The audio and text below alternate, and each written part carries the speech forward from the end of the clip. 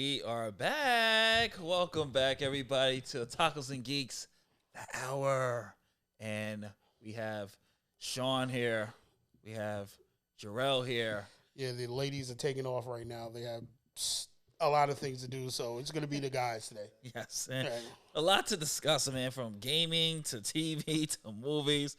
But me and Sean already gave a little bit of our opinions on X-Men 97, Deadpool, and the Fantastic Four casting. So we're going to actually pass the baton to Jarrell here. Don't worry, we're not going to kick him out depending on his views. I know we haven't done that in a long time. But it's the icon, damn it. yeah. Icon. Gotta watch UWL, folks. The UWL shade. Anyway, so Jarrell, have you seen the trailer for Deadpool and Wolverine? What are your thoughts on this? I did see the trailer for Deadpool. I saw it during the Super Bowl. And I'm sitting here because, I'm known as the Marvel hater, so I'm trying to watch it with an open mind. I'm trying to give it like a fair shot. I'm watching it. You see the Wolverine tease. And when the trailer was over, I just sat there and I was like, what the hell is this movie about? Like, the trailer didn't do anything. It was just like, hey, look, we got Deadpool, we got Wolverine, you're going to like it. But I'm like, what is the plot? Like, what is happening? So I don't know what to make of it just yet, but I mean, it's Ryan Reynolds, so it's like, you got to take the joke shit, put the joke stuff to the side, but I'm just waiting for like an actual plot. And then for all the people that are just like, oh, this is going to reset the Marvel universe and it's going to put everything. Yeah, that's what y'all said during WandaVision. So I'm just going to keep my opinions. I'm going to keep my hopes and or dreams to myself. I'm just going to see the product. He said dreams. No, because every time we're just like, oh, this is going to happen. This is going to be the thing. It's not only that they don't do what everybody thought they were going to do. They go the complete opposite and they always do the thing that nobody wanted. So I'm just like, I'm tired of like falling for the okie doke. So I'm just gonna, I like the Marvels, I enjoyed the Marvels, so I'm just gonna watch the movie and see what happens. Now the X-Men. Before you continue, I explained it. Well, first, I don't remember you like us saying that WandaVision was going to reset. I think we were more like WandaVision is supposed to add certain characters. No, but people were like, when everybody thought the villain was going to be Mephisto. Yeah, and then when her brother came onto the show, they were like, oh, her brother's here. They're going to bring in the Fox universe. Yeah. That's what we all thought. And then he just ended up being some bum actor. Yeah. So we had a conversation about this on the phone. So basically, Deadpool is supposed. I mean, we all know what disarray Marvel is in right now. I mean, for me to be a Marvel fan and actually to tell you that, yeah, it's in a bit of a disarray right now. So what it's supposed to do right now is it's supposed to do a soft reset of the Marvel universe. So we all know we have the Fantastic Four coming in. We know we have the X-Men coming in. We have all these characters coming in. And one of the things with now Kang not being a part of it is that we have like a huge like disarray. So do we really want to have everything where they're all in different universes and we have to create a portal to jump through every universe just to see what the X-Men are doing, see what the Fantastic Four is doing? So what Deadpool is basically going to do is he's going to be with the TVA, as you see in the commercial, where he goes on Marvel's Jesus. And they're basically, and I don't think his movie is going to reset. The reset is not going to happen in his movie. I think his movie is going to be the setup for the reset. So basically, he's going to work with the TVA. Not the TVA. Yeah, something astronomical is going to happen. And I think that's what's going to lead into Secret Wars. And that's when we'll get our full reset. Because I think the rumor was that it's gonna now have it where everybody's memory is going to be that the X-Men were always there. The Fantastic Four was always there. I don't know. My personal thing is I can agree with you with certain things like how you're going to explain the blip, how you're going to explain different things that have happened. Are we gonna re-remember Spider-Man now? Is that gonna change what Spider-Man is? I guess we'll get all those answers during Secret Wars. So I think Deadpool is the start of the switch up, and that's what we'll get when we come in. This is just for people who, they're gonna be like, maybe this soft reset may be the thing Marvel needs. So I don't know. It's also the fact that they might be getting rid of. Jonathan Majors is gone, but they. From what I understand, the rumors are there's no longer going to be Kang Dynasty. It's just going to be Secret Wars Part 1 Secret Wars Part 2 and just Kane Dynasty, that's a no damn- go. So I guess also they're gonna probably have Deadpool just either just kill Kane in some throwaway scene and or just like a variant of Kane and that'll be it, which will be kind of because Kane still is a major Marvel villain, so it's kind of like I would just kind of recast and stick to the course, but That's a damn. we'll shame. see what happens. Now the X-Men cartoon. When I saw the trailer for that, my first thought was, yo, this shit is bright as hell. Because like we're used to the X-Men cartoon like being like old looking, bland coloring, kind of like that shit came on. I was like, oh, I was like, oh god, like HD. Like, I'm not used to that. I mean, and I heard listen to you guys review when you guys were talking about the trailer, and I mean I agree. It's like for anybody. It's like it's weird because everybody's concerned, like, oh my god, now that they're bringing it back, are they gonna make it woke? That shit, like you said, that shit was always woke. Like, so that's not. If anything, it's gonna be woke. More. It's gonna be woke by today's standards, but X-Men was always woke. It's like there's gonna be like a multiple LGBTQ plus. I wouldn't even characters in it. call it like woke. Not to cut you off. Yeah. It's more of X-Men has always been social commentary, and it's just gonna be a modernization of whatever's going on at the times. It is like it's like Sean was saying, like, did these people even read an X-Men comic book at any point in their life? Like, to just be like, oh, this has social commentary, or they're making Morph non-binaries, like he's a shapeshifter. Yeah. Like, not to regurgitate what we were saying before, but he's a shapeshifter, people. There is no identity. It's whatever they want to be. Like he could turn into an animal if he wants to. Like, I mean, come on. I mean, one of the things people forget is that there's actually a comic book where Morph is dressed as Marilyn Monroe on the cover of the comic book. So these are things that have been out for years and years to come. I don't understand why we have this new thing. The X-Men have been an allegory for civil rights. I mean, Professor X and Magneto have been compared to Malcolm and Martin. The entire thing was, and I mean, there's an interview with Stan Lee where he's talking about, like they're discriminated against. People want to get rid of them. I mean, if you think this is woke, you want to know how wild the X-Men comic was. There's the island of Genosha, which I think right now in the current comic book, that's where they have the mutants have all set up base. Before that, that was a prison colony for mutants, and people lived there, and mutants were slaves to the people who lived there. They wore, like, dampening collars, everything else. And, I mean, there's this great iconic thing where Wolverine and Rogue break out. Like, and that's how I kind of got introduced into, like, deep into the X-Men. Like, the best panel of that is, like, there's a guard sitting there. He shuts this steel door, this thick steel door. He's like, that should keep him out. And you see Wolverine's claws come through the door, and you just hear snicked, and then it goes through the door, and he opens the door like a can opener, and Rogue flies through and pushes the door wide open, like pushes that hole through, and it's them escaping the island, trying to escape the island. So, are you telling me that back then we didn't get the fact of what the X-Men were back then? No, we got it. We just enjoyed it for what it is. So the thing is, like, I mean, we're going to put a pin in that because I have commentary later about how toxic the geek community has actually gotten, where it's no longer like it's a fun thing. It's just more like people's political attitudes have gotten into it, and nobody kind of cares about that. It's just complaining for clicks at this point. It's a lot of clickbait. Like, I've seen YouTubers, like, even just people just doing reviews already calling Final Fantasy VII Remake woke. And I was just like, oh, they was like, oh, it's woke, or it's suffering from the woke mob because they reduced Tifa's breasts a little bit, and it's just like, who gives a fuck? All right, I'm gonna join them on that. No breast reductions in this. It's just like, bro, like, just is the game core still game there? Is the story still there? Yes. And then it's just like now all of a sudden everybody's using the word woke for everything, like every little thing. Like, thanks for stealing another one from us. But yo, preach! I've been saying that forever. But the only two things about the X-Men animation that I honestly care about is that one, I want to know the time jump, the time frame, and the age gap. Like, is Jubilee like a grown adult woman now? Like, how old is everybody? Well, we know Jean is pregnant. Yeah, but how long does that take place after Xavier did his space odyssey?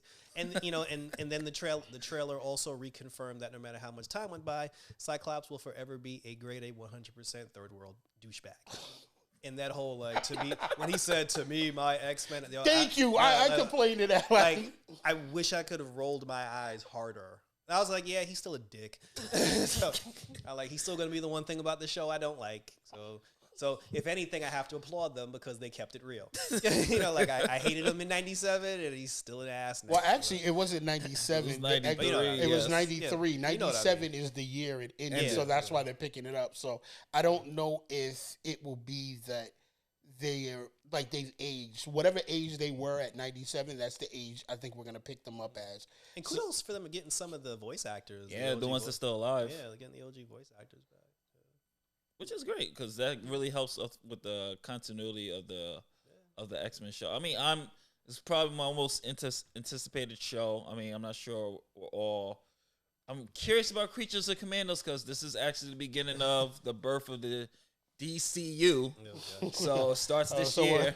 So we're moving on to this now? Yes, we are. I mean, we're already talking animation. Hold on. Anime-wise, my most anticipated, it was the Tomb Raider Netflix animated series that for some reason they just don't mention anymore because I thought it was coming out in January and it's like March now. So I don't know what's going on with that, but honestly, the only anime I'm really looking forward to right now is part 4 of the Masters of the Universe, because they tease She-Ra at the end of part 3. And for me, that's a very big deal. Okay. They even did the whole thing with I haven't watched the show yet. Oh. Yeah, neither have I. I'm just it's... That shit is really good. But credit to you, man, because a lot of people still love He-Man, so that's... I didn't think, and the crazy thing is, the guy who played Mon-El in the live-action Supergirl, in the CW Supergirl, he's the voice of He-Man. And in part 3... Supergirl, she's the voice of Tila. Oh, wow, okay. Mark Hamill is the voice of Skeletor. Okay, that I'm sold. I'm gonna have to check that out. Yeah, Mark Hamill is the voice of Skeletor. And he MVPs that that whole. Of course, it's Mark Hamill. He MVPs that shit. He embodies every role he does. If you ever seen his behind the scenes of him being the Joker, this guy is literally the only one standing up and literally acting out in the booth. While everybody else is just doing their lines. I would say, but him... Everybody else has the thing of, curse you, Batman. And he's jumping around. Yeah. He's actually laughing, and that's just the performance that's just bleeding. You can see that he really gets into any role he does. But him and... Kevin Conroy, rest in peace. Yeah. Him and Evelyn. Evelyn are the MVPs of Mass. It's only 5... It has 3 parts so far. Every part is only 5 episodes, so you could watch that in an hour. Did you ever watch the thing where they talk about the anagram? Her name is really just Evelyn, and they just changed it to Evelyn. So that's they make fun of crazy. Yeah, they make jokes about her name in the show. I mean, it's actually a clever pun on it though. Yeah. They would so before you became a bad guy, was your name just Lynn? They say shit like that to her all the time. It is good. And then we got the She-Ra tease at the end. So I'm going to have to check it out eventually, and we'll discuss it more. But Creature Commandos this year. Dear God. The beginning of the DCU. And, folks, James Gunn recently posted on Twitter, of this time, this recording was yesterday, actually, the entire cast, they just did their first table read, and they're going to be filming I think it'll be next week. In the time of this recording, so for Superman, yes, for Superman Legacy. So I have a question. Yeah. Aside from Hawkman, who are all those black people? Because there was a lot of black folk in there.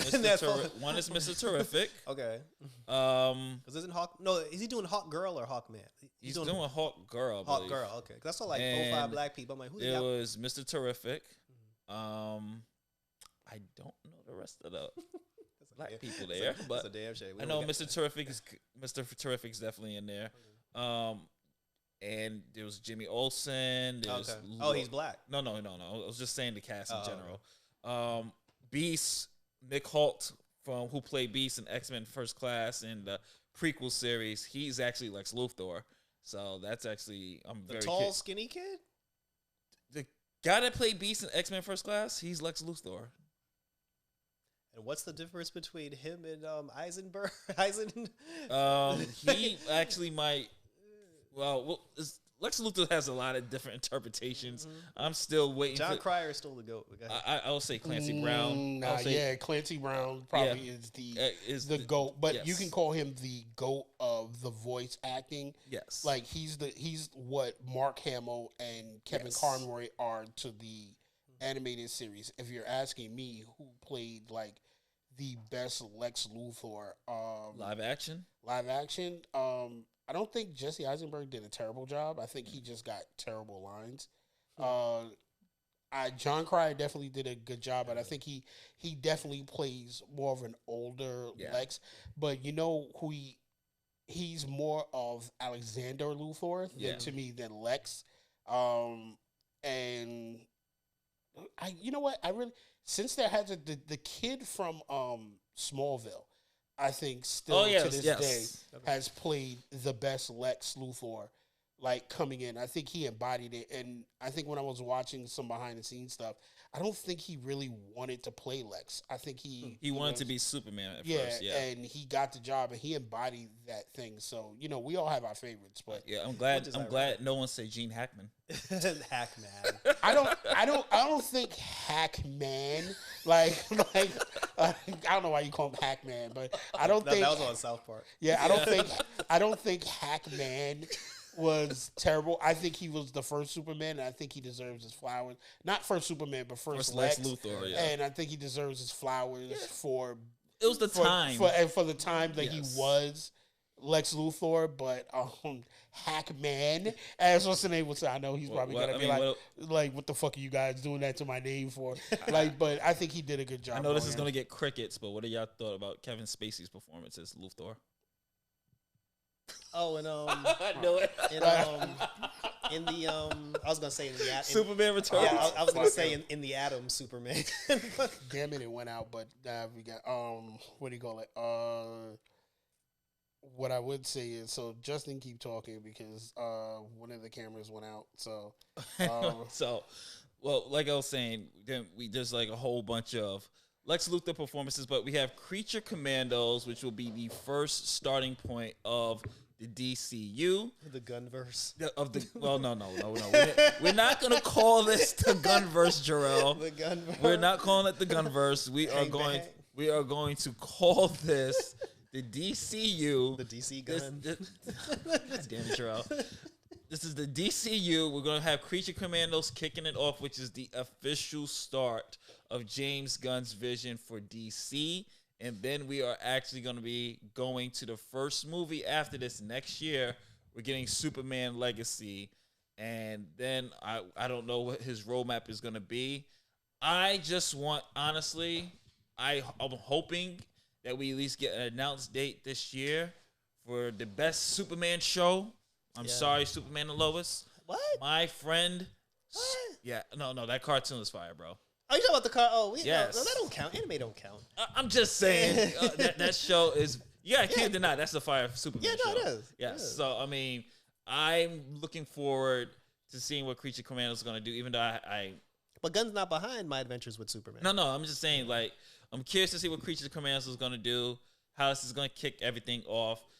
But it seems like he really is taking the obscured characters. Yeah. And I mean but he's like I said before, he's taking characters that he likes. He's gonna try to take a lot of the D-listers and try to make them A-listers and see what happens. James Gunn's the type of person, he'll do a Batman movie and the main villain will be the Condiment King. Like he will pick like the worst Batman villain and try to turn him into like the biggest threat known to man. And it's like there's a part of me that respects that because there are a lot of obscure characters that do deserve their shine. And even with the Creature Commandos, because like I said before, my problem isn't like, oh, you're doing this sucks. It's not that the product sucks. You just don't start with that. You know what I'm saying? Like, if you're doing a Batman movie, you don't start with the Condiment King. You know what I'm saying? Like, you start with Joker, Riddler, Two-Face, Penguin, or Catwoman. You don't start with Creature Commando. I would disagree on a little bit on that, especially with the Batman, because Batman has such a rogue gallery. You can do Evicted. I mean, especially with Matt Reeves, the Batman. I'm actually hoping, like the rumors are, Mr. Freeze. I'm actually hoping he will use somebody like Calendar Man or Zaz as like a big bet, you know, because he's going that detective route. Yeah. Victor Zaz will be Gotham put respect on Victor Zaz. I mean, even just like since he's going for that 7 type of tone, Victor Zaz is like perfect for that. I mean, Calendar Man too. You got what is it? Professor Pink. Yeah. I mean, but those aren't bad villains, though. Yeah, like those are serial killer villains. Yeah, like those are respectable villains. I'm talking about the Condiment King. Like, but that's my point. Yeah. He'll have Pig and Toad. He'll have Calendar Man, and this motherfucker will pick the goddamn Condiment King because he's just like, oh, here's somebody that nobody knows. I mean, is there somebody named Condiment King? I think most people would think if it was a Batman movie and you want to be extreme about who he picks is a terrible. You would see like it would be him, and then Kite Man would be like his first villain, and we'd be like, what? But you know what? Hardly made it work. Leave it. No, but leave it. But that was because it was a comedy. But leave it to James Gunn to turn Kite Man into like the GOAT fucking villain, and then we're all sitting up there like, yo, man, Kite Man was kind of fire, bro. But you're right. But that's what I'm saying. It's not that I would have a problem with it. It's just you want to do that for the first. Yeah, you don't start with. but think about it this way: you start off with somebody like Mr. Freeze, right, and then the sequel, Batman versus Kite Man. You're like, yo, I'm not going to see this freaking movie. Right? Like, what the hell is this? Kite Man? Like, the fuck is Kite Man? Yes. When the skies are the limit. Like, and the limit's the sky. Yeah, like Batman can't fight up in the air, but one man will cause him to have issues. And I'm like, yeah, exactly. Like that's like that would be his slogan. He's like, for me, sky's the limit, but for you, Batman, the limit's the sky. I'm looking for string. You know, that would be that shit. But I mean, it's. I'm curious to see where he's going with this because, I mean, he's already introducing Mr. Terrific. He's already introducing one of the Hawks.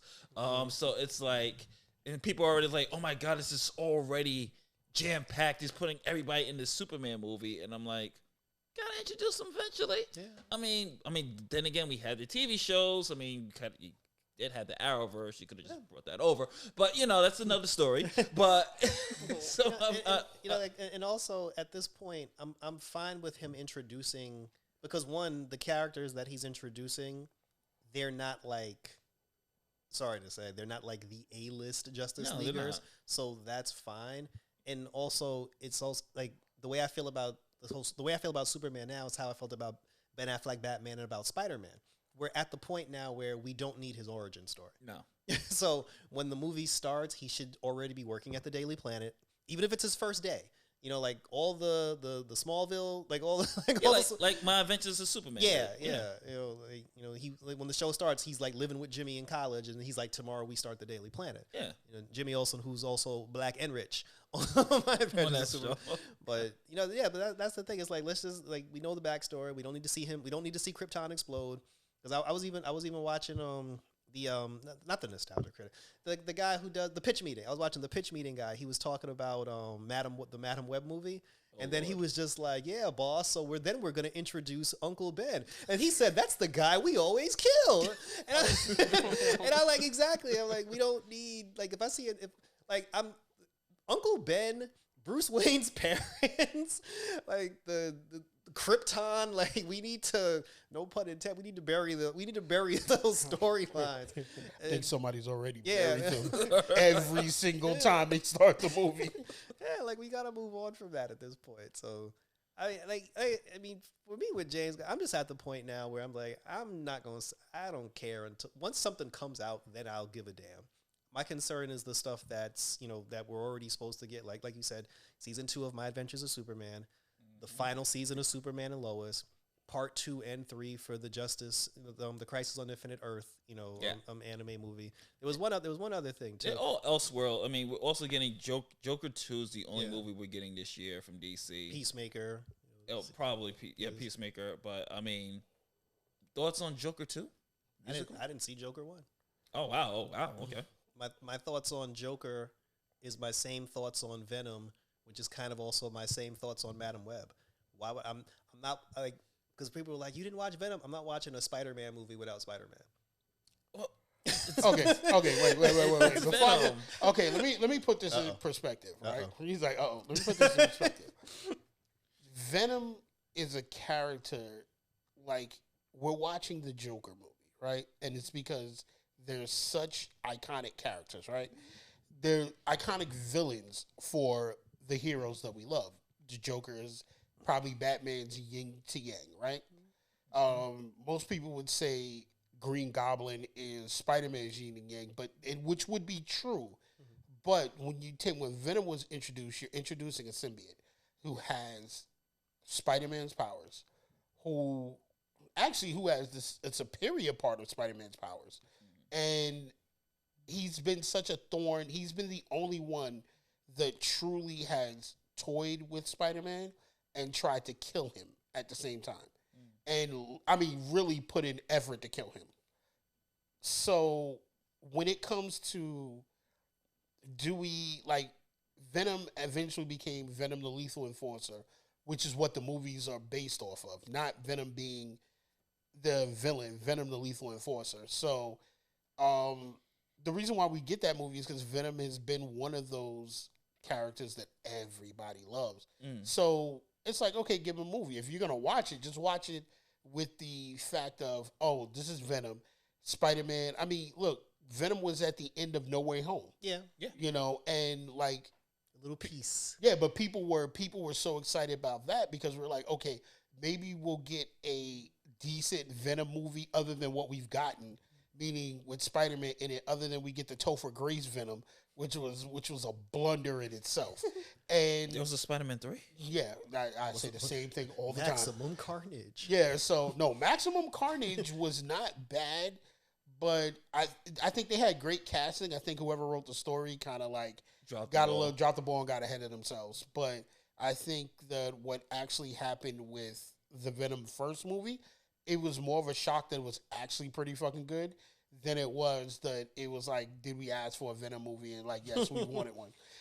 Venom 2 Maximum Carnage was exciting because we got to see the person we all figured should play Carnage, Cletus Cassidy. Yep. But I just think the story wasn't written where it was. But it did set up like Toxin might show up in the next one, Siren, and a bunch of other characters that we might get with the symbiote suits. But I understand, like, if the villain origin story is not for you, I don't blame people for saying, like, I don't really care about this. The Craven movie, I mean, I think we all, Madam Web is out yet. For the record, haven't seen it. Probably will see it later this week. But the Madam Web movie is being completely decimated. And when I first saw the trailer, even heard the announcement, I was just like, why are we getting a Madam Web movie? And it had nothing to do with being a female character. I was just literally thinking like ain't nobody checking for no Madam Web. And then when I was hearing about the story, it's like, oh, we're going to see Uncle Ben before. I was just like, nope, dead on arrival. Dead on arrival. Yeah, like, I didn't see it either, but, I mean, I heard about it. Yeah. The trailers and like the promotion for me anyway, did a bad job of explaining to me that it was a prequel. Like it's her origin story.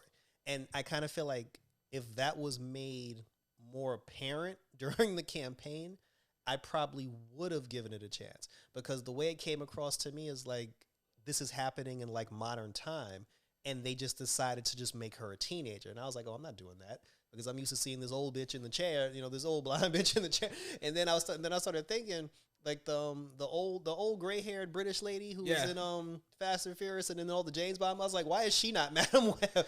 But then when I found out that it was supposed to be her origin, because they tell you how she gets blind and how she ends up in the chair. When they tell you, I was just like, well, Well, shit, I would have given it a chance if I'd have known. if I'd have known that. The only Uncle Ben I know is a dead Uncle Ben. Yeah. I'm sorry.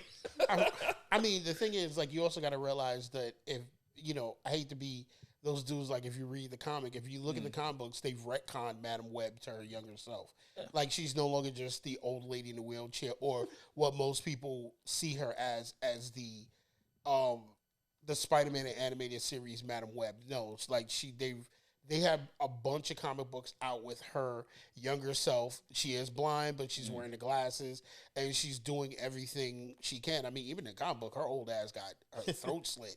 You know what I'm saying? And killed. So and Uncle Ben's alive in the Ultimate Spider Universe now. So so they did a flip script now, which was now Uncle Ben's alive, and so I mean the problem my biggest issue that I have with the web, the backlash of Madam Web, it's not getting torched for the right reasons. Like, it's not getting torched for being a bad movie. There's a torching it. Like, some people torched it for being a bad movie. Yeah, there's some people, but mostly people are just mad at it because it's a woman. It's a female film. I mean, that, and they tried to make money off of Spider-Man's name, and he's not even in the damn film. But they cut a lot. From what I understand, they cut a lot of the Spider-Man references in Spider-Man because I guess they saw the film and Sony was just like, no, that's too just much. Take that out. Take this Venom reference out. You know what? I'm just gonna. This is one of those movies where they should have WB'd it and did like they did with Batgirl. And be just like, you know what? Let's do a tax write-off. Call this a loss. Wow. And call it a day. But they didn't do that, and we got the film that we got now. And I just hope Sony just stops trying to build. You have already. There's nothing wrong with connecting everything to your animation universe that you're building with the Into the Spider-Verse. You already established the Spider-Verse with those two films. You can pick, for goodness sake, Spider-Man PS4 did a cameo. You had Donald Glover's the Prowler show up in that, and he was obviously in the Marvel universe, the MCU. You have the connection there. Just use it. You don't have to put a movie for every single character. Who's next? Hydro Man? Well, here's the thing. I don't know how true this is. From what I've heard is that Sony has to keep making Spider-Man movies, or the rights are going to go right back to Disney. So the thing is, like, what they're doing is they're putting out Spider-Man-esque movies or Spider-Man character movies so that they can make, because they don't care if they lose money on this. Like, Madam Web losing it, they're sitting in a boardroom like, I don't care. Like, you guys didn't like it, you guys didn't like it. I think they're going to do the same thing. They did the same thing with Morbius, and they're going to do the same thing with Kraven. If you don't like it, you don't like it. Their big payoff and their big thing is that there is Disney making the Spider-Man team-up movie. Like, their payoff is going to come in the next MCU Spider-Man movie. Yeah. Their big payoff, because they've made a truckload of money off of all the MCU Spider-Mans.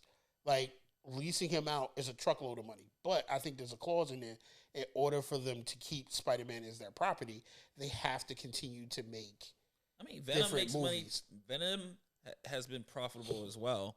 So, I mean, they have Venom, they have Spider-Man. And the argument, rumors right now, is that Sony wants another No Way Home type of movie with Andrew Garfield, Tobey Maguire, and Marvel wants a more street-level movie and connecting it to Daredevil so they can do a movie with Daredevil, Spidey going against Kingpin.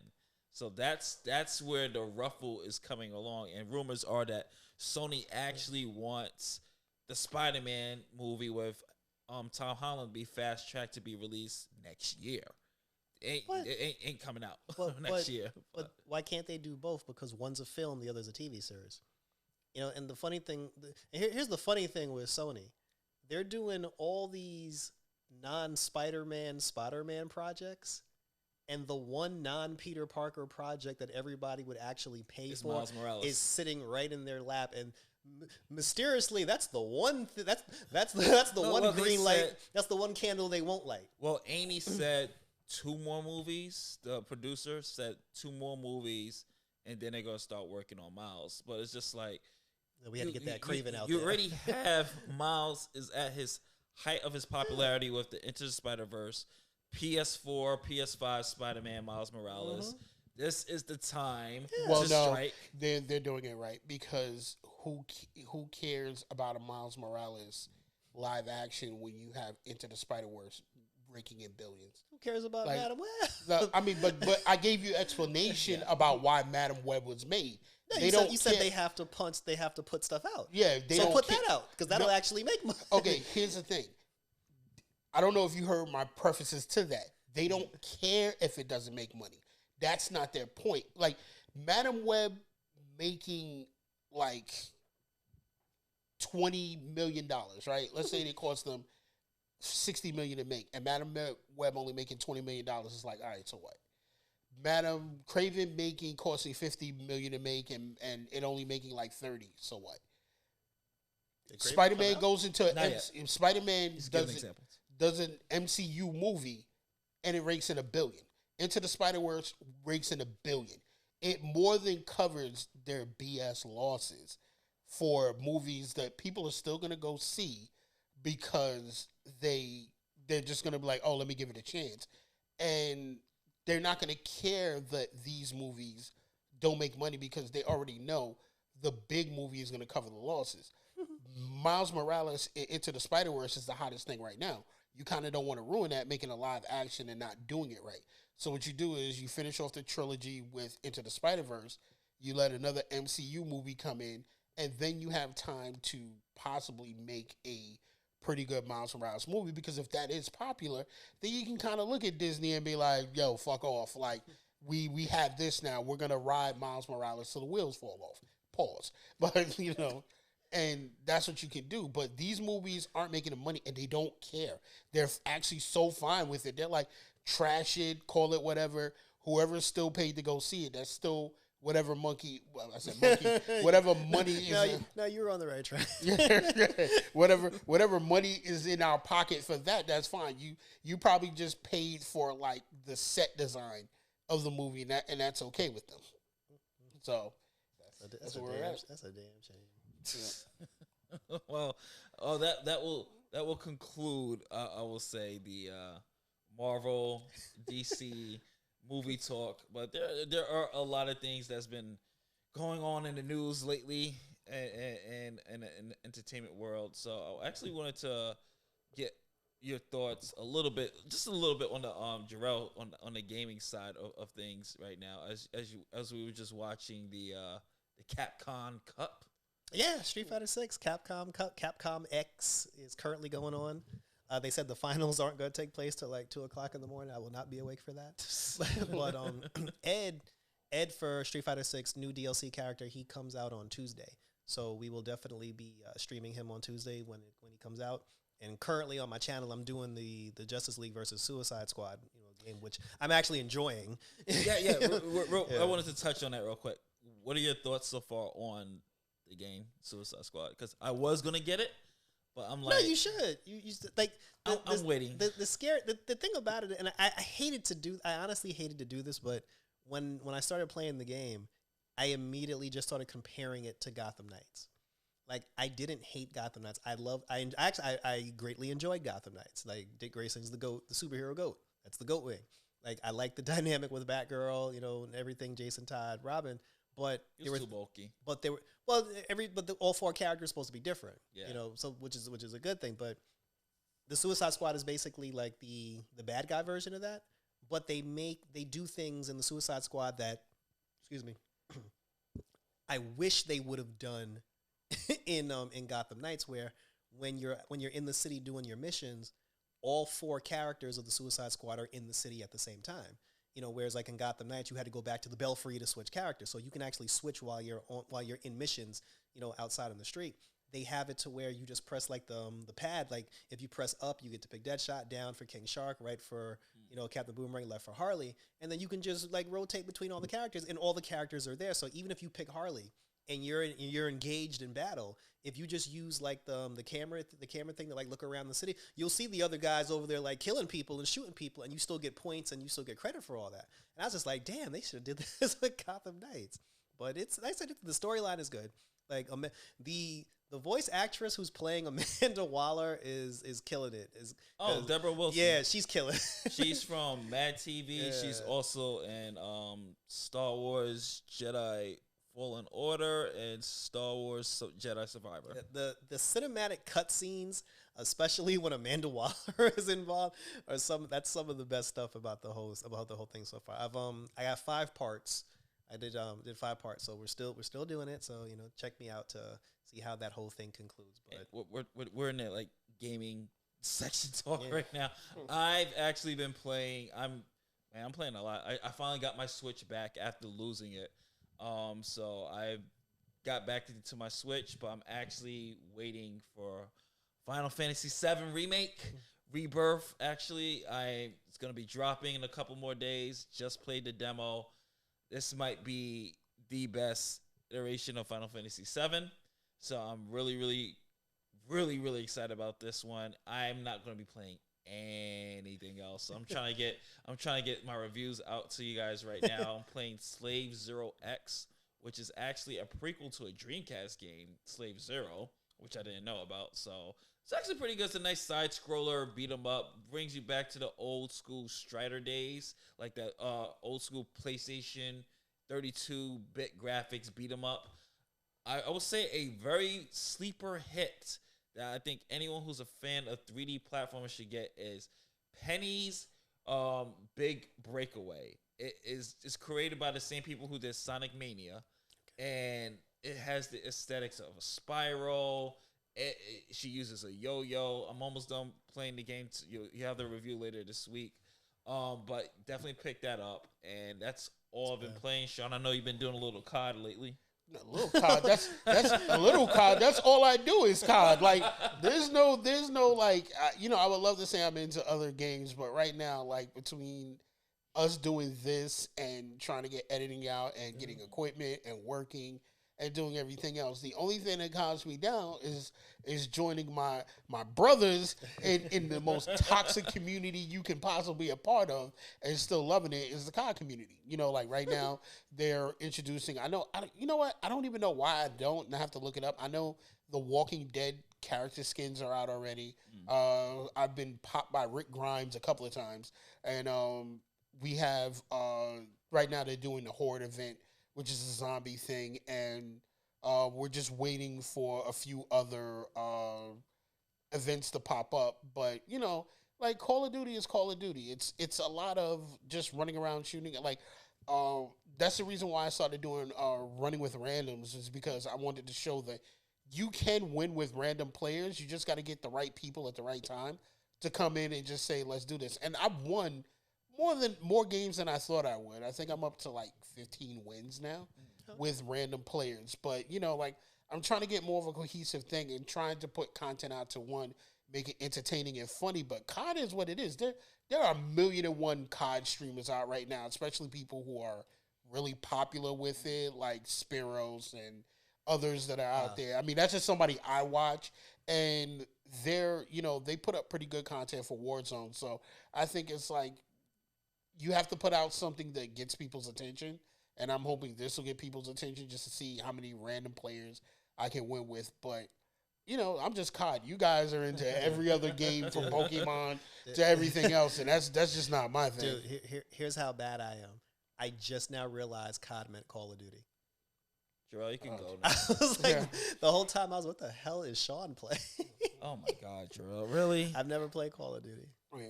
I mean, you would like it. Some of your characters in there. I mean, his Peacemaker in there? No, because Mortal Kombat. Because the thing is, I think that would be funny though. Because what happens is, I'm pretty sure they tried at its popularity to get Peacemaker in there, but because it's a Warner Brothers thing, and because Mortal Kombat is dealing with Warner Brothers, because here's the thing, Mortal Kombat has Spawn in it, but we also had a huge COD Spawn event. And I mean, check out our interview with Todd McFarlane, and as we talked to him about Spawn being in Call of Duty, he's in it, and they did a great job pairing him with the haunting event, which anybody who plays COD knows. Every Halloween, there's a haunting of whatever town we're fighting in Warzone, and I mean, every year they've done an excellent job with the haunting event. The haunting event is just amazing, and I hope that's something they don't change coming forward. That the haunting event is always what it is. It's the haunting event.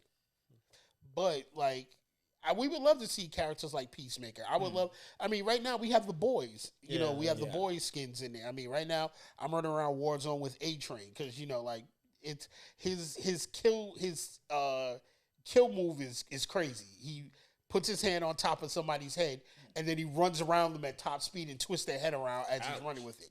So like, you like imagine if there was a Suicide Squad team you could pick in Call of Duty. I mean, I guess they would do that if they had the contract with Warner Brothers to do certain things like that. But, we'd have to see what happens. Well, I'm going to actually switch to a topic that we haven't talked in a very long time. The Great One has returned to the WWE. Oh boy. So, I mean, and we are going to address a certain McMahon. Shane? No, not Shane. But what are your thoughts of The Rock? And I mean, I don't think we ever really talked about the merger with UFC making TKO and The Rock now is on the board and The Rock coming back and then the fans literally threatened his daughter, which was, I think, just insane because you're threatening the man's daughter over a fictional storyline. Like, how do y'all look? Like, how did some of you smarts look? Wrestling fans are those are not wrestling fans, bro. Those are people who need to be in a padded cell with some really delusional or grandeur that takes fictional worlds too seriously. People get emotionally involved. It's just like you threaten his daughter because Cody almost didn't finish his story. Like, really?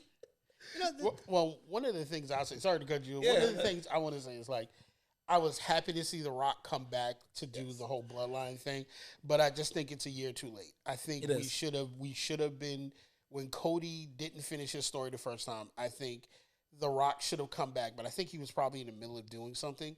Like, I think he should have come back, challenged the bloodline.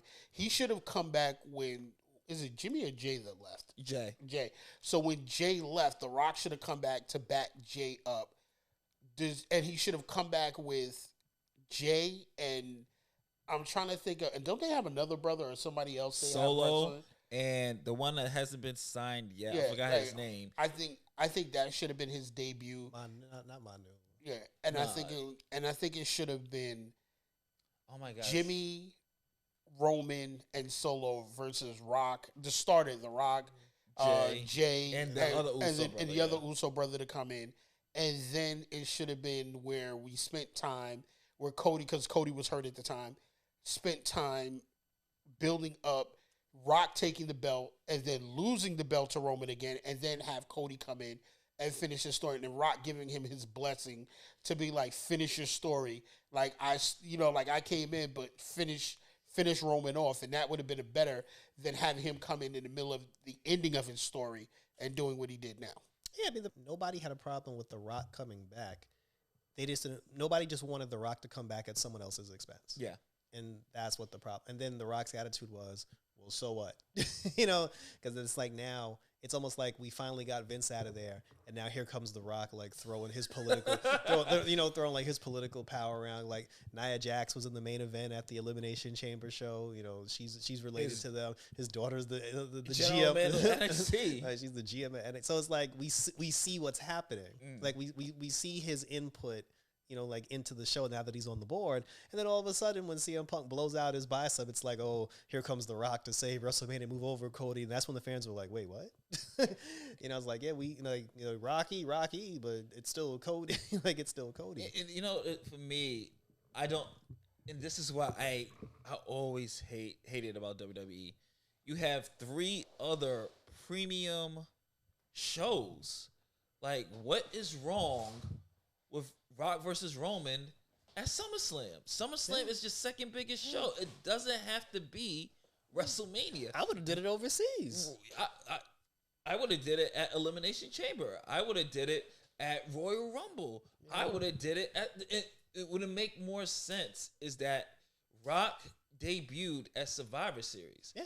Why not have The Rock face his cousin, make Survivor Series a stadium event, upgrade Survivor Series, stop putting it as an arena. Like, Survivor Series is that fourth child that no one cares about.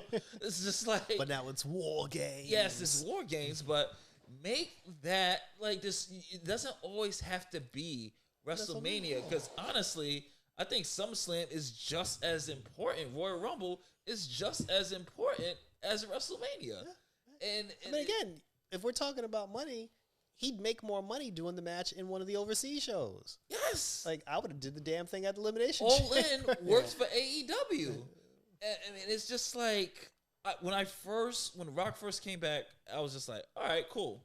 And then when I found out he was trying to do the same thing that he tried to do with DC, I was just waiting for The Rock, honestly, and I love Rock, but I was just waiting for The Rock to go out there, cut a promo like the hierarchy of the WWE is about to change. Like, you just wait for him to sit in the chair and do this? Yes. And then I wanted like Cody or Seth Rollins like, yeah, but that ain't work for you for DC, did it? Yeah, right? Like, just like to really get at him. But well, at least he finally came to his senses. Well, he and this is just how great the great one is. He reads. The Rock truly can read the audience. The Rock really knows, like, oh shit, they're booing me. Well, time to bring back Hollywood Rock. Let me bring back the $500 vest, the sunglasses. Start dissing the fans. Yes, and I was just like, sing along with The Rock is over. All he's missing is the Hollywood Rock theme. The Titantron with the helicopters. I was like, you're doing it wrong, Rock. When he's talking about more tongue. Yes. See, they can't do that anymore. It's a PG show. But I mean, and they had to switch it up because Philly is notorious for high jacking. Yeah. Philly would have ruined that main event. That main event would have been a disaster. At least they like Cody. Yes, like to the point that it was like, okay, if you're not getting Cody, if Cody does not win this, I think it's done. Yeah. Like, it's pretty dead he's set. done. Yeah. Unless they do something severely clever, like Rock turns on Roman, and that can set up SummerSlam. Yeah. Or have Rock think he's part of the bloodline, have him help Cody, hit him with the rock bottom, like, you know, and then hit Roman with it, and then drag Cody over. And then you got SummerSlam set up. And you got a stadium show. They had their big matchup. Cody still has his championship. Put him, and they're probably gonna put him in a program with Randy after that, you know, to pay off the legacy faction, and that's it. But that's my thoughts. I mean, WrestleMania 40, I'm still bummed out it's not in New York. I mean, they broke that tradition with WrestleMania 30, but I would have thought they would have like, all right, let's just put this at, you know, Giant Stadium. And no, now it's about whoever got the money. Yeah, it's just like, let's put this in MetLife, Traditions, New York. Because before they used to have to go to these cities and try to ask them, hey, can we get WrestleMania here? They're at a point now where they betting. The cities are calling them, and they're like, hey, can you do WrestleMania here? It's a big business. So here comes the money. Say, is the product going to get better with Triple H? Well, y'all went all into this. That's the thing, though, because I would have felt like, yes, the product's about to get much better, and now here comes The Rock on the freaking board of directors. I mean, well, The Rock is just doing a power play, I'm assuming.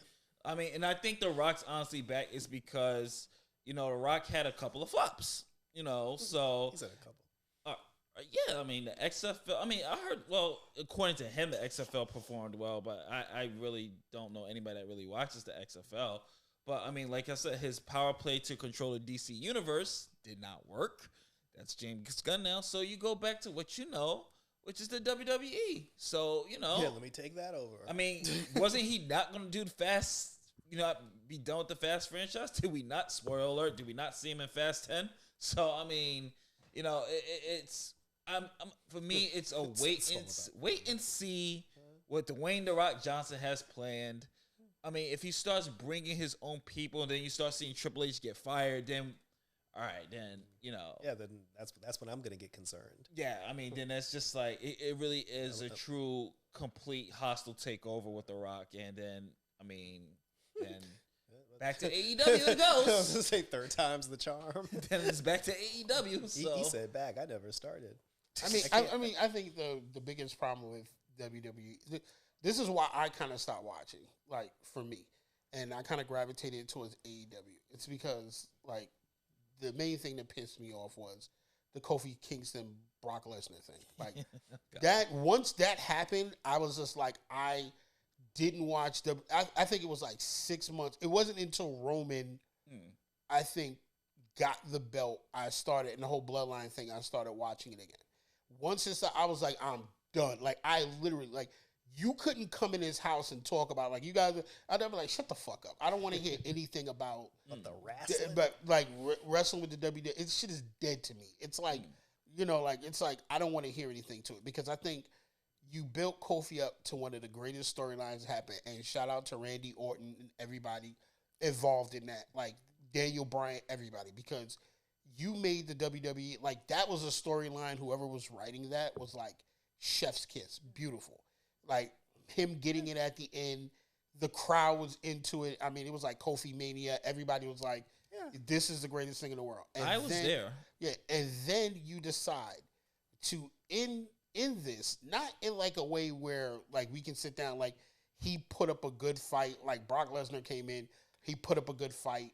It was, you know, like, it didn't have to be a long match, but it should have been long enough where he put together some offense. It was overwhelming odds. Kofi couldn't do it. And then if he loses, I can say you gave him a 10-second squash match, and then he never did anything again for Brock Lesnar, which is another person who is now in this court case thing that's out. So we don't discuss what he did. Yeah, like, so now you have him.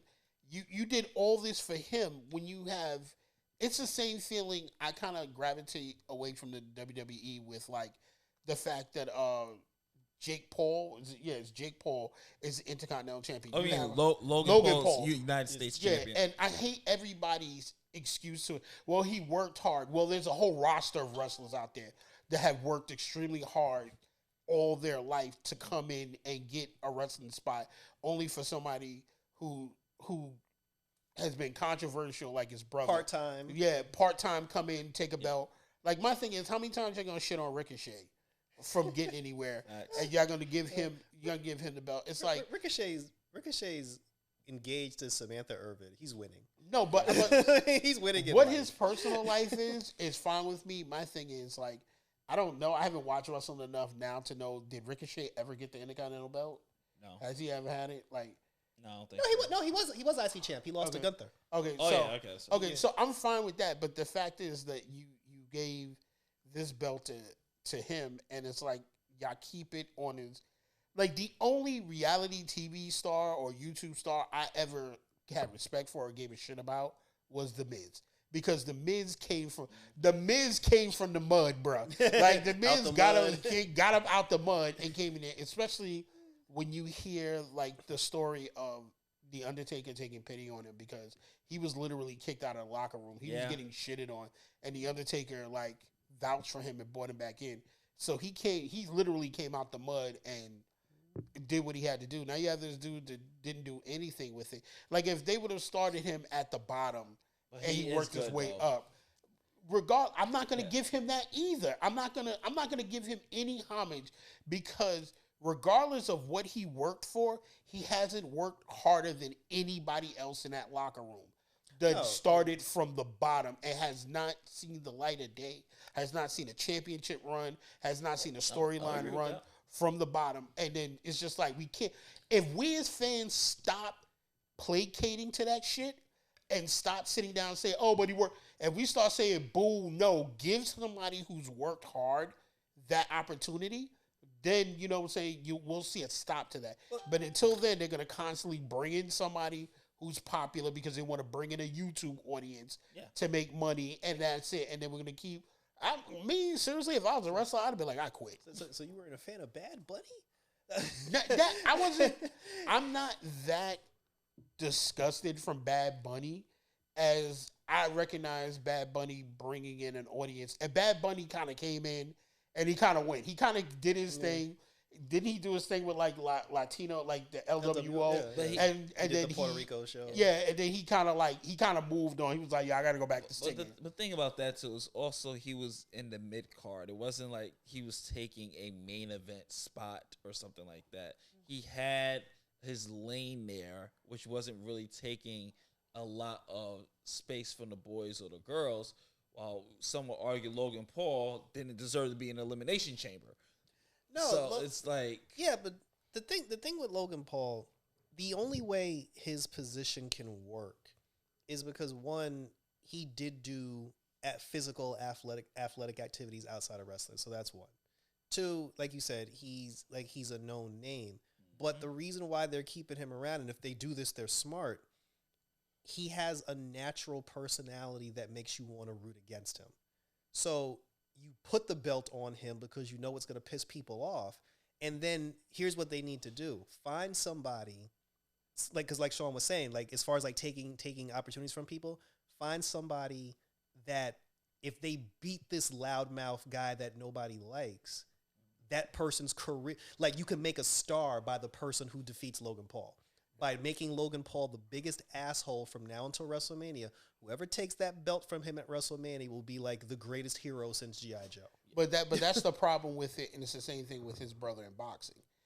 I had a friend on another podcast I was on continuously justifying like, oh, it's because it's bringing in money, but you get like people who are like huge fight enthusiasts. It's like, yo, this is bullshit. Yeah. Like this whole thing about him, it's bullshit. And then it was kind of like, for me, and this is just my opinion, it was killing the reputations of the people he was fighting because we all know Floyd Mayweather should have killed him in the ring. We know a lot of these boxers that got in the ring are beating the hell out of like deep professionals. Like, and not to say that Jake Paul trains for boxing. Like, so his situation for me is a little different because he's been training for boxing for a while. Like, he didn't jump in the ring. He trained, he went out there and whatever. It's just that it starts to become YouTube money making bullshit. And then I think that'll go into our last subject about like the toxicity of like the communities.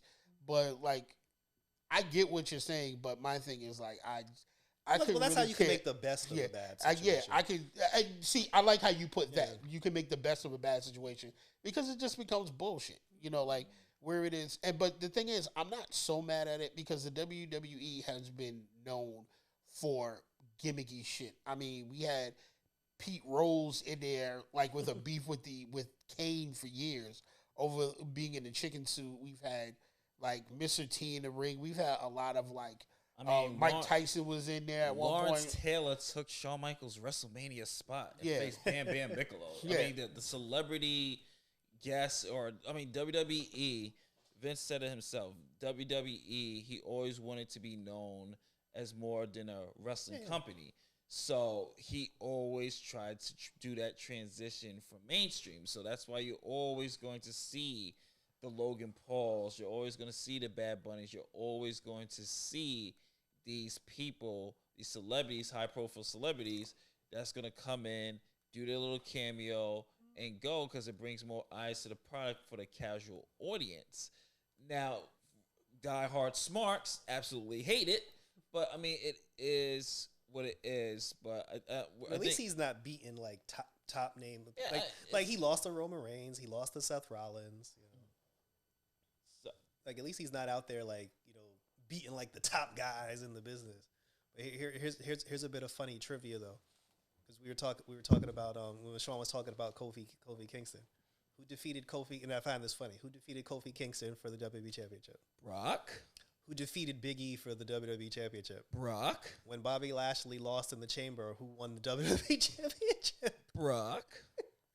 No, why is it that every time a black man gets his hands on some gold, Brock is the fucking answer to do it? Like Brock Lesnar, delete the Negro Slayer. As soon as we win the belt, he's like, "Oh, they got another belt. Like, get Brock on the phone." Like, well, thankfully now those days are over. We don't know, but we're gonna actually go to the last topic, and we're gonna wrap this up really quickly. So I just want to ask everybody, what are you watching? Quick recommendations. Well, before we get into that, I just want to like spew out one thing that's coming up. One thing we need to start addressing is the toxicity, and I'm going to make this like a 3-minute rant for me and anybody else who wants to join in on it. We'll keep it. The toxicity in the geek community, period, has made things not fun. We have people, and I'll tell you where I came to this conclusion with it. So I watched Avatar: The Last Airbender, the live action on Netflix. Really good. So for me, I only watched bits and pieces of the actual cartoon series. I've only watched a few episodes of Korra, so I can't talk to those hardcore Korra and Airbender fans. I can tell you we all are in agreement that the M. Night Shyamalan version was shit. Yep. Okay, and this Netflix version completely blows that out of the water and makes up for that in spades. But I've heard like the arguments back and forth that it doesn't stick to the core storyline of the cartoon. It's, people are arguing back and forth. And for once, I'm on the list of the casual fan, the person who wasn't into the lore, who's just watching it. And me just watching it on face value, it's a very good show. So I'm going to sit down and say I enjoy it. But these arguments we're having from the MCU, DCU, comic books and cartoons have become toxic. We shouldn't be doxing each other. We shouldn't be... What I never understand about people is, like, it's okay to end an argument with anybody you don't agree with on a topic. Let's agree to disagree. Because you don't have to, like...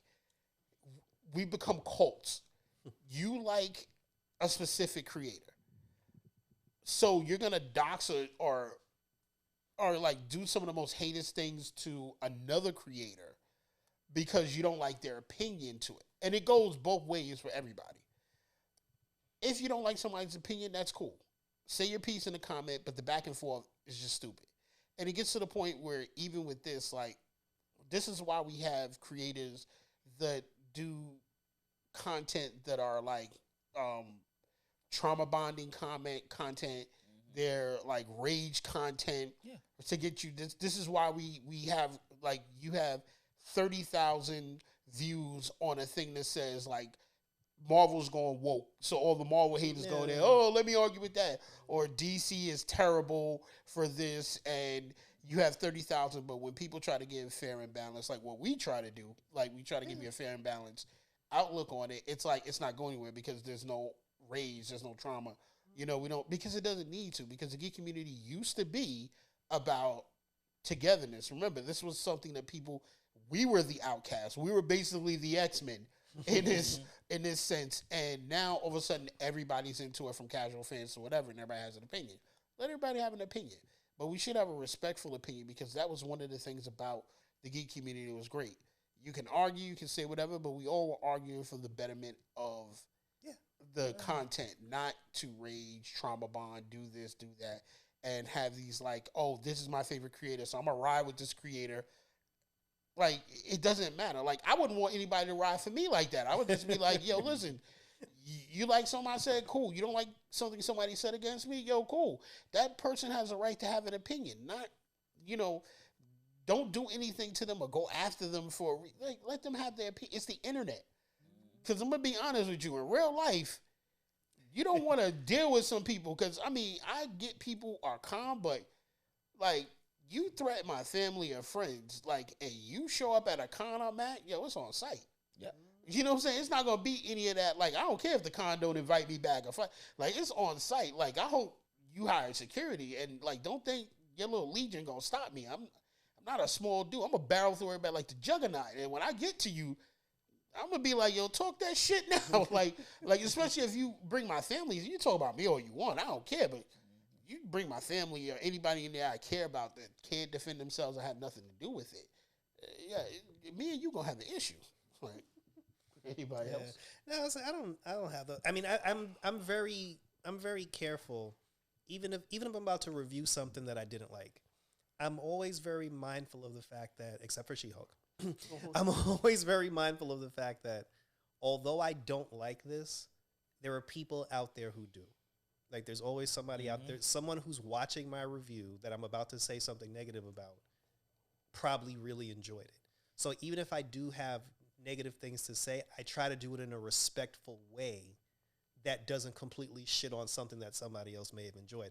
I don't do thumbnails with trash cans with me pointing thumbs down. Like because that's disrespectful to the product, the hard work that was put into it, and for the people who actually actually enjoy it. And I'm always quick to tell people, if you liked it, let me know what you thought in the comments. If you did, I didn't like it, but if you did like it, tell me why you liked it, because maybe you can give me an opinion, that might sway my, sway my thoughts on it. So I said, I just do. That's why, I don't argue with people, on my platform, because I do try to keep a respectable, a respectful conversation going. Except for She-Hulk, because there was no defending that. Yeah, there was no defending that. I mean, for me, it's just, I guess I'll be a little bit more harsher. At the end of the day, and I've been doing this for so many years, I've countered so many fandoms and just getting insults from here and there. You people get worked up over fiction. Like, how does that look? Like, you are threatening people. You're making tons and tons of videos. Yes, I understand you're making money off of it. Your a trailer drops, and then it'll be one little scene with this woman. Oh my God, it's woke. I gotta put this as the thumbnail. And then you're getting 100,000 views, or you're outraged over something. And this is not from a female perspective, and blah, blah. It goes both ways. Yeah, or they're pretending to be outraged. Yes, it goes both ways, and it's gotten so quote unquote political. And people forget that at the end of the day, it's fiction. It's not real.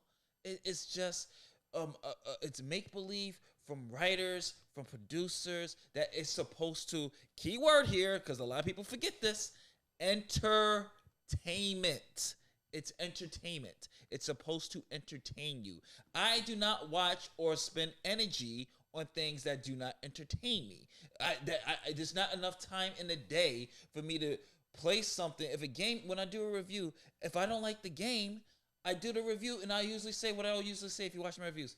It's not for me, but still check it out because you might like it. I'm not going to bash it all the time and be like, oh my God, this is trash. Or if there's an incident, even I had an issue with Spider-Man 2. We know that I felt like it's too much Mary Jane scenes. And it's not because, oh my God, it's woke. No, they try to make Mary Jane like a superhero when you had Black Cat in the wing and you didn't use Black Cat. The Mary Jane missions could have been Black Cat missions. Has nothing to do with women or anything else. It's just something I felt that they should have switched.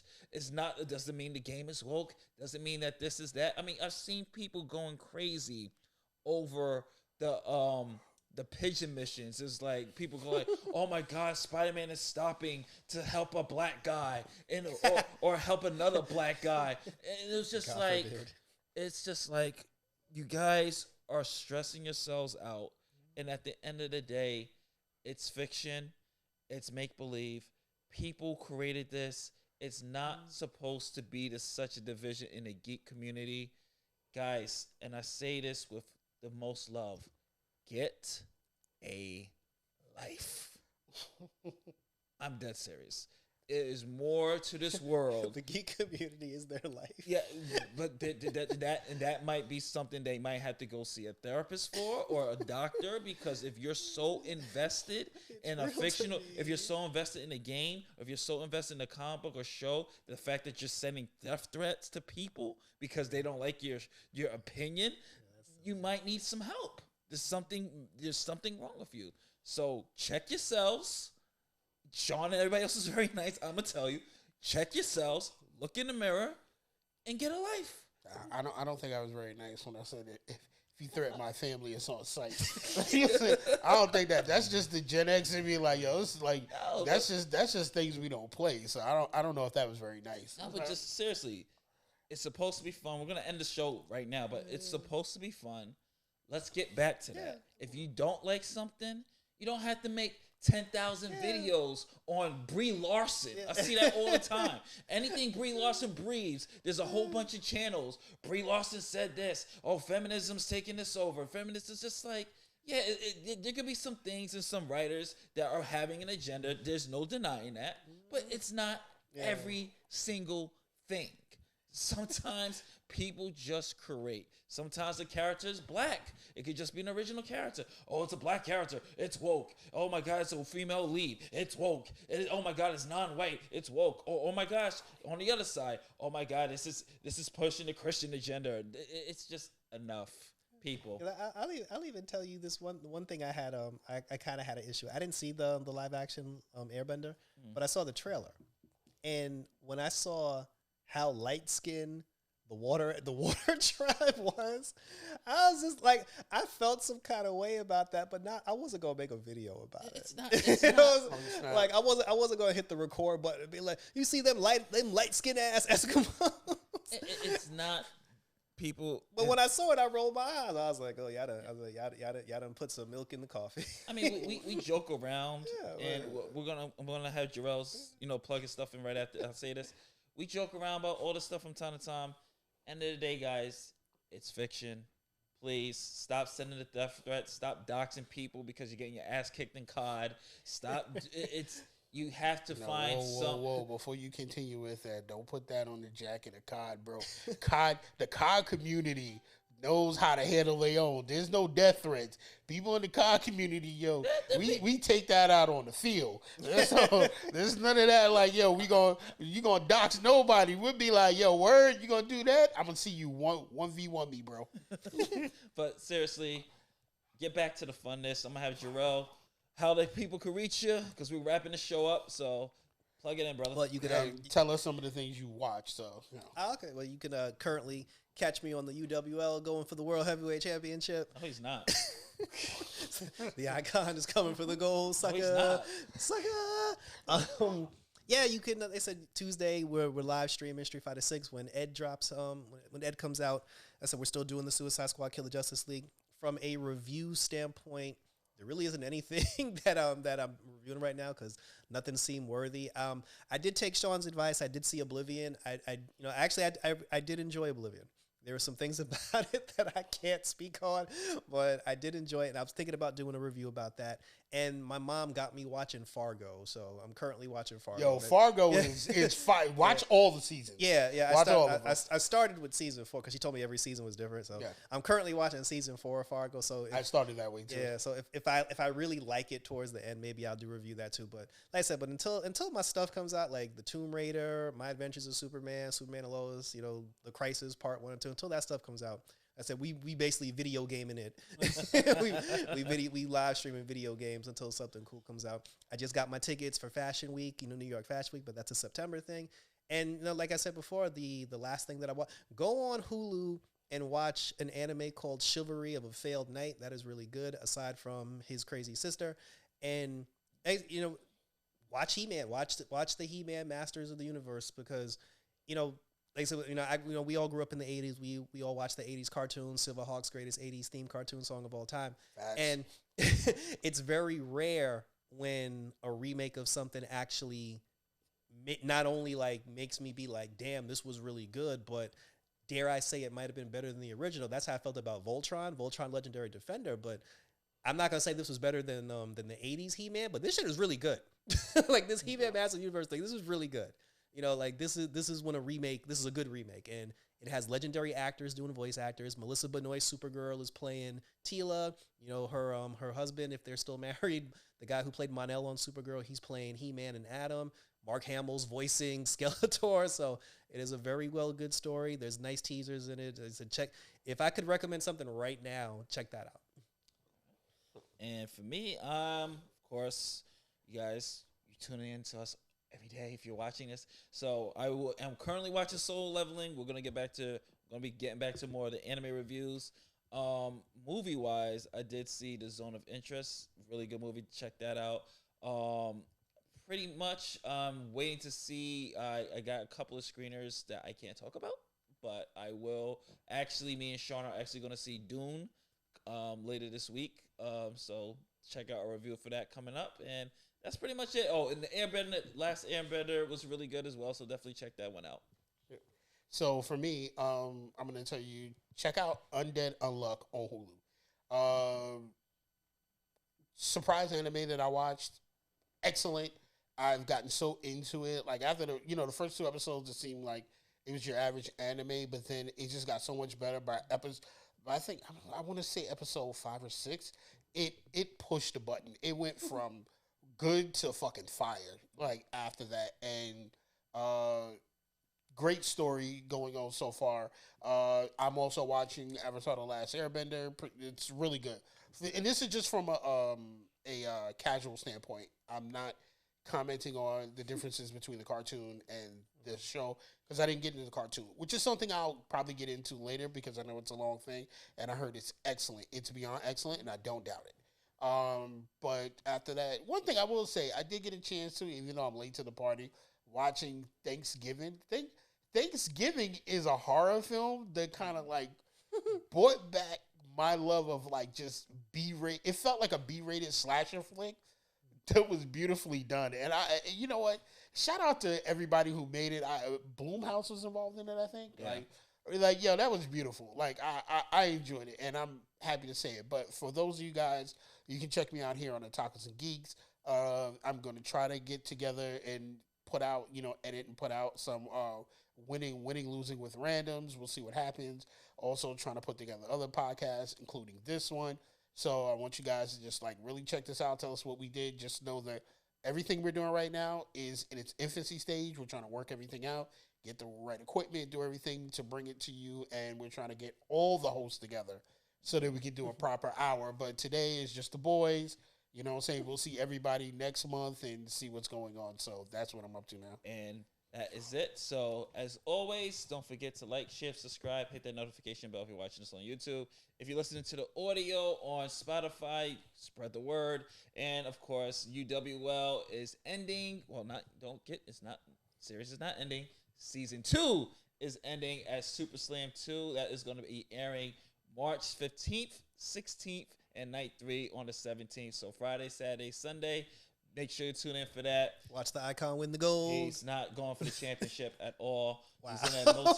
He's in a tornado tag. This guy's trying to lobby for his cradle wrestler. It's not happening. And that's it. Later days. So catch you on the next one. Peace. Peace out, everybody.